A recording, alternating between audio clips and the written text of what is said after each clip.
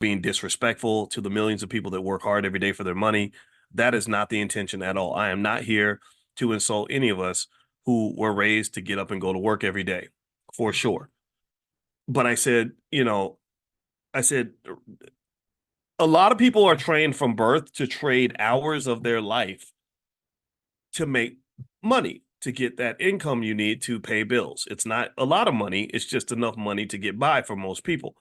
That's what we are trained to do. We're trained to say, I want to be a blank, and people who do blank make blank amount of money.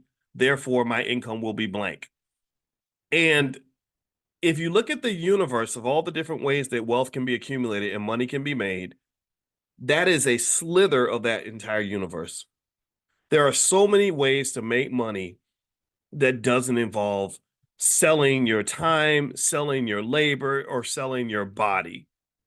And that, but the thing about it is that because our financial literacy training is so bad, that's all we end up learning. It's like going into the NBA and all you've ever learned how to do was dribble with your left hand and shoot 3-point shots. If you've only got one move, then you're going to be very easy to defend.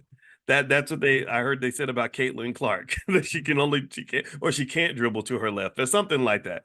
So when you got limited moves, and it's very easy for them to box you in. And I explained to you all that capitalism is built around slavery.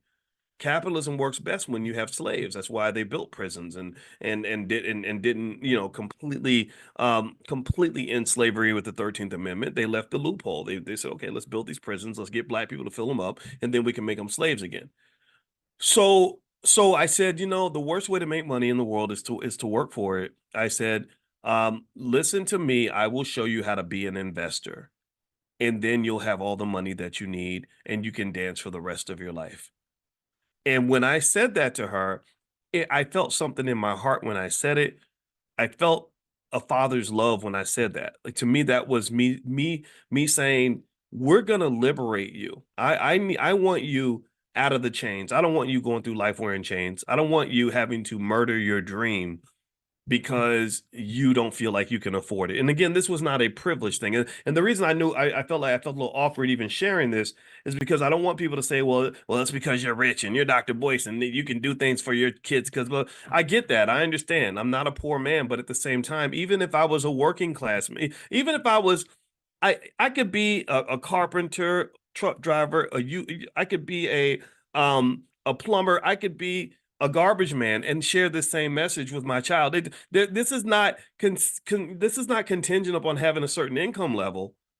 It's about having a certain level of intellectual wealth that I wanted to share with her. It's me just understanding how this stuff works.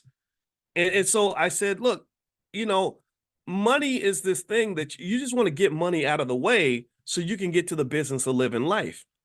And a lot of people can never get to the business of living life because they haven't got past that stage of having enough money to get by. So you have to sacrifice the life that you really want to live for you to go live the life that the corporate plantation is telling you to live. They say, well, I know you want to spend 8 hours a day, you know, dancing and singing or whatever it is you want to do, but we need you to spend 10 hours a day at the factory because that's how you're going to have money. So part of the reason that investing culture is so important to the children is because if they learn how to build a capital base and they get your help, you start building the family capital base when they're young, and then they go into the world and they've got assets behind them, they've got something in their at their back that's protecting them economically, then they have freedom to really explore life. They get to live, they get to do the things they want to do. They don't have to do things that other people are telling them to do. They don't have to make ugly, horrible choices because nobody prepared them. So I think it's really important for us to prepare the kids. I really do. I think it's very important for us, and we got to take this damn thing over. I talked to you guys last night. Last night we were reading Dr. Claude Anderson books in class. Dr. Claude Anderson is the man behind me who's not Malcolm X and not Marcus Garvey, in case you don't know his face. You probably know Malcolm. I hope you know Garvey. And if you don't, the two that are not Malcolm and not Garvey are Dr. Claude Anderson. He's on the other side of Malcolm, behind my head.